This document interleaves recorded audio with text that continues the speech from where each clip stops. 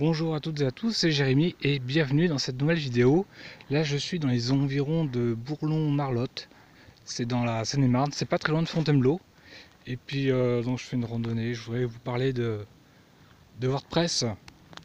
Donc si vous n'avez pas encore de site WordPress, je vais vous expliquer comment ça fonctionne. La première chose c'est d'acheter en fait un nom de domaine, et avec ce nom de domaine on va avoir une adresse URL et on va pouvoir installer par la suite gratuitement WordPress. On va savoir que l'hébergement c'est environ 30-40 € par an, et WordPress par contre c'est gratuit. Le module WordPress il s'installe presque automatiquement, il y a quelques paramétrages à faire et ensuite on va pouvoir installer le site. Alors il faut savoir que dans WordPress, une fois que c'est installé, on peut mettre ce qu'on appelle un thème. Donc c'est un peu l'architecture de votre site WordPress. Donc le thème, on peut en choisir gratuitement, il y en a aussi des payants.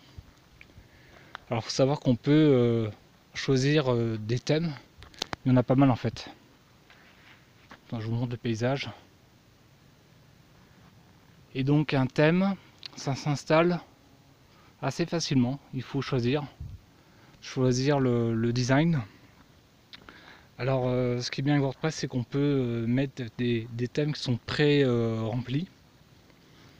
Et donc effectivement par rapport à ça, donc WordPress va s'installer, enfin le thème va s'installer très rapidement. Par contre évidemment il faut paramétrer les pages, mettre vos propres photos, installer votre site, toutes les pages, etc. Donc après ça, on va installer ce qu'on appelle, alors c'est pas obligatoire, ce qu'on appelle un constructeur de page. Un constructeur de page, c'est ce qui va vous permettre de faire sur mesure des pages web plus facilement que Gutenberg, que ce que propose WordPress. Donc par exemple on a Elementor. Elementor c'est gratuit, il y a aussi Elementor Pro, mais la version gratuite suffit largement. Et grâce à ce constructeur de pages, on va pouvoir faire des pages sur mesure. Par exemple, vous voulez mettre un titre, du texte, des images, vous voulez changer la couleur, vous voulez changer l'espacement. Et bien avec Elementor, ça sera très facile à faire, enfin plus ou moins facile. Et sinon, vous laissez par défaut avec ce qu'on appelle le Gutenberg, ce qu'on utilise dans WordPress. Donc par exemple pour des simples articles, on va laisser la page telle qu'elle. Par contre pour des pages un peu plus sophistiquées, on va utiliser un constructeur de pages. Donc module WordPress plus un thème plus un constructeur de pages, et là vous avez votre site web qui commence à être bien. Alors juste en aparté là, je vous montre un peu le paysage parce que c'est assez beau, hein, c'est très beau. Là je suis le chemin bleu avec des marques bleues, là c'est le sentier d'Hénécourt-Collinet. Voilà, donc je reviens sur WordPress. Donc une fois que vous avez tout ça, après on a quelques extensions supplémentaires. Donc une extension c'est quoi? C'est un petit peu des modules qui vont se raccrocher à WordPress. La plupart du temps sont gratuits. Et ça permet par exemple de mettre le SEO, d'augmenter la sécurité, des fois de mettre le HTTPS lorsqu'on n'en l'a pas. Ça peut être pour des moyens de paiement. Ça peut être pour installer un forum ou un espace de formation, il y a d'autres possibilités.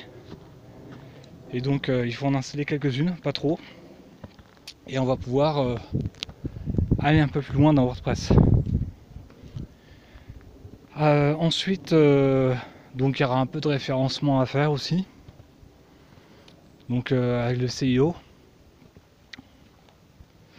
Donc avec une extension qui permet justement de rajouter des mots-clés, des métabalises sous vos articles qui seront visible par Google, et puis même article, page, produit, donc c'est infini.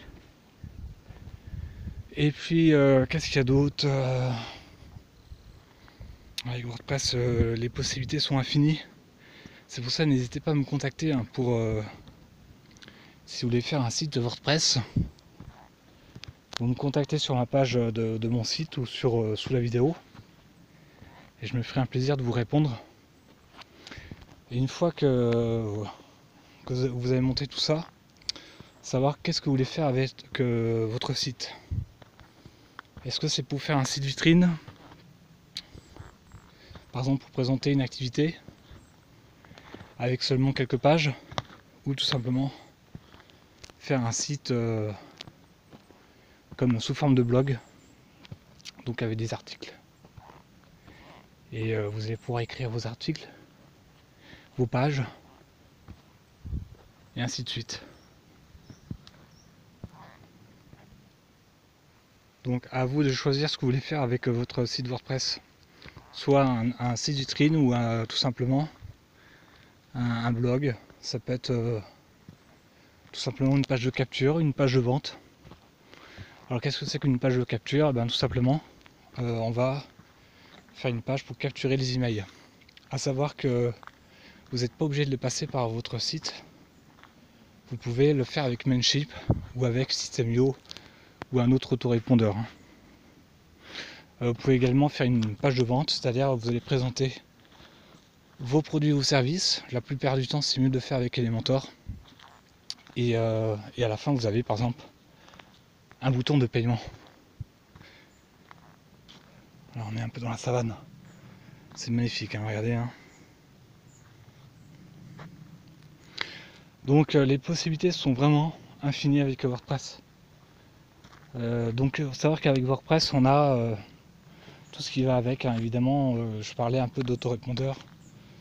Donc c'est pour faire une liste email, envoyer des emails. Ça permet au niveau communication de pouvoir parler avec vos prospects, vos clients, vos futurs clients. Et puis on a aussi la page Facebook éventuellement pour dynamiser un petit peu ça dépend ce que vous faites, mais ça permet de relancer des personnes, de discuter avec des personnes et d'avoir une communauté de futurs passionnés, de clients. Et puis qu'est-ce qu'il y a d'autre? Après vous avez aussi d'autres réseaux sociaux, YouTube, la plateforme YouTube, hein, vous faites des vidéos, évidemment. C'est toujours mieux de faire des vidéos pour présenter vos produits et services. Ça permet de mettre en valeur. Puis la vidéo, les gens sont vraiment très vidéo en ce moment. Donc voilà, je continue mon petit chemin là, sur le chemin bleu. Ensuite, une fois que vous avez fait tout ça, c'est déjà pas mal. Hein. Il y a aussi d'autres réglages à faire, mais là il y a beaucoup à parler, beaucoup à dire hein, par rapport à ça.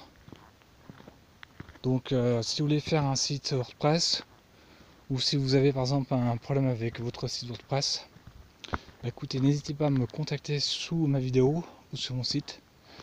Moi je vous dis à très bientôt pour une prochaine vidéo.